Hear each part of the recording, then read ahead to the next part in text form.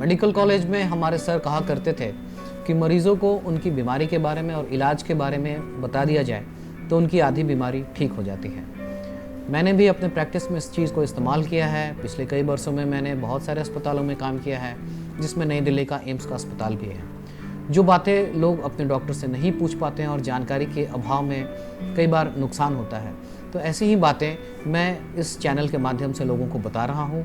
ये है app doctor बिना फीस के, और मेरी एक किताब भी है हार्ट के ऊपर में, जो कि मैं फ्री में दे रहा हूँ। जो भी अपना ईमेल भेज देंगे, मैं आपके ईमेल में वो किताब भेज दूंगा फ्री में।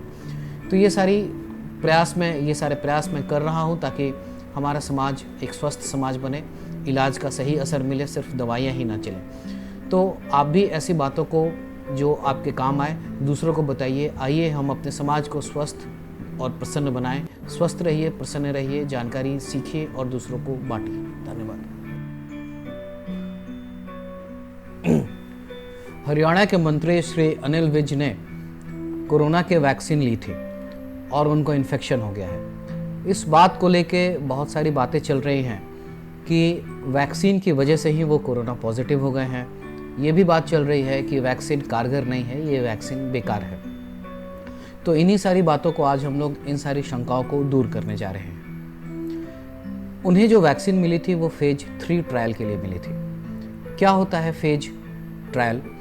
तो पहले फेज में हम लोग वैक्सीन देते हैं और उसको ये देखते हैं कि जिनको दिया गया है उनको बहुत ज़्यादा कोई एडवर्स इफेक्ट, यानी कि उस वैक्सीन से कोई दिक्कत तो नहीं आ रही है, उसका प्रभाव कैसा है, कोई नुकसान तो नहीं पहुंच रहा है। इसमें करीब 30 के आसपास में वॉलंटियर्स लोग होते हैं जो कि अपनी स्वेच्छा से वहाँ पे आके पार्टिसिपेट करते हैं। इसके अलावा वहाँ पे ये भी हम लोग निर्धारित करते हैं कि किस डोज में ये वैक्सीन दिया जाना चाहिए। उसके बाद आता है फेज 2 का ट्रायल। इसमें करीब 100 लोग होते हैं और इसमें वैक्सीन देने के बाद हम लोग उस वैक्सीन का प्रभाव, वो वैक्सीन शरीर पे कैसे काम कर रहा है, इन सारी चीज़ों को डिटेल में देखते हैं, उसकी इफिकेसी को देखते हैं, वो कितना कारगर है। इतनी सारी चीज़ों को देखने के बाद फिर फेज 3 ट्रायल में वहाँ से जब वो पास हो जाता है तब वो वैक्सीन दी जाती है दूसरे वॉलंटियर्स को, ताकि वो कोरोना से बचने के लिए, जैसे इस मामले में है, उसका प्रभाव निर्धारित हो सके। वैक्सीन बहुत तरीके के होते हैं और बहुत अलग अलग डोजेज में आते हैं, अलग अलग डोज होता है। वैक्सीन में वायरस के टुकड़े ही होते हैं। वायरस के ऐसे टुकड़े होते हैं जो कि शरीर में जाएंगे तो शरीर समझेगा कि वायरस आया है और वो उनसे लड़ने के लिए तैयारी करेगा। शरीर ये तैयारी एंटीबॉडीज़ बनाकर करता है और वो एंटीबॉडी बनाकर तैयार रखता है अपने पास में, ताकि भविष्य में कभी भी वायरस आए तो वो उनसे लड़ सके। क्योंकि ये वायरस के टुकड़े होते हैं, इसलिए वायरस जो नुकसान पहुंचाता है वैसा ये वैक्सीन नुकसान नहीं पहुंचाता है, लेकिन शरीर को तैयार होने के लिए एक सिग्नल दे देता है और शरीर तैयार हो जाता है भविष्य के लिए। वैक्सीन, कई ऐसे वैक्सीन हैं जो कि एक बार दिया जाता है, किसी को 2 बार दिया जाता है, अलग अलग वैक्सीन हैं। पोलियो के वैक्सीन के बारे में भी आपने देखा होगा कि जब बच्चा पैदा होता है तभी उसको पोलियो की वैक्सीन पिलाई जाती है, इसके बाद भी उसको कई बार पोलियो की वैक्सीन दी जाती है।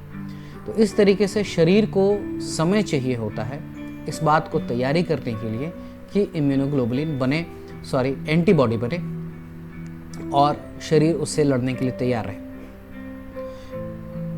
जो कोवैक्सीन बना है हमारे देश में, इसका जो डोज और शेड्यूल तैयार किया गया है वो इस तरीके से है कि पहले दिन वैक्सीन ली जाएगी, उसके 28 दिन के बाद दोबारा से वैक्सीन ली जाएगी और 28 दिन के बाद जो वैक्सीन ली गई है, जो दूसरी डोज ली गई है, उसके 14 दिन बाद से शरीर में इतने सारे एंटीबॉडीज़ बन जाते हैं कि जब वो वायरस आएगा तो शरीर उससे लड़ सकेगा।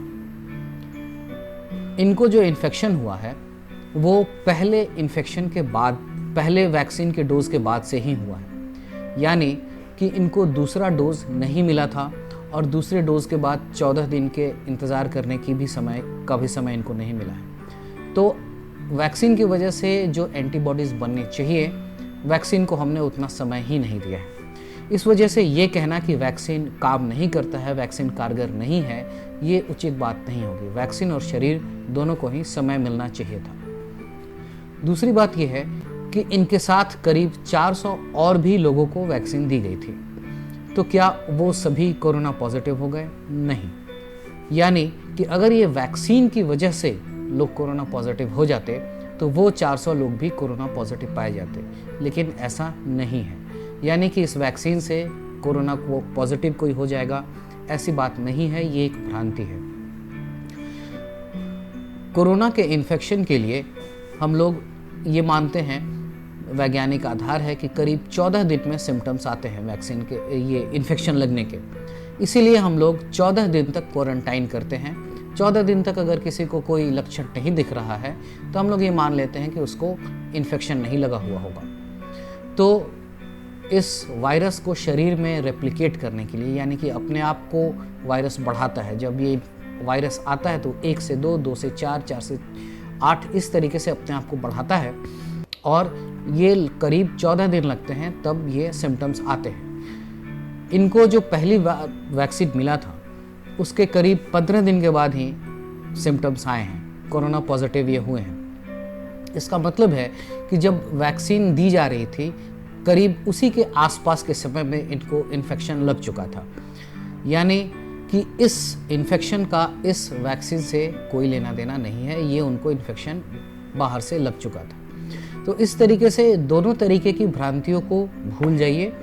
पहली बात कि इस वैक्सीन को लेने से इन्फेक्शन लग जाएगा, ये बात भी गलत है। और दूसरी बात कि ये वैक्सीन कारगर नहीं है, ये बात भी गलत है। वैक्सीन के बारे में फिर से बताऊं कि 28 दिन के अंतराल पर 2 बार वैक्सीन लेना पड़ेगा और दूसरे डोज के बाद 14 दिन के बाद शरीर में इतने एंटीबॉडीज़ बन जाते हैं कि हम लोग इस वायरस से सुरक्षित हो जाते हैं। इसलिए ऐसी भ्रांतियों से बचिए और दूसरों को भी ये बताइए कि ये बात गलत है, वैक्सीन सुरक्षित है और बहुत जल्दी हम सब के लिए वैक्सीन उपलब्ध होगा सरकार की तरफ से और हमारा देश कोरोना मुक्त हो जाएगा एकदम से। श्योर है, इसमें कोई भी भ्रांति, कोई भी डाउट नहीं होना चाहिए।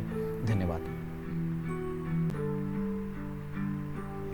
आइए हम लोग इस चैनल से जुड़े, ऐसी जानकारियाँ दूसरों को भी बताएं शेयर करके और पूरे समाज को स्वस्थ बनाए रखने में अपना योगदान दें। धन्यवाद। स्वस्थ रहिए, प्रसन्न रहिए।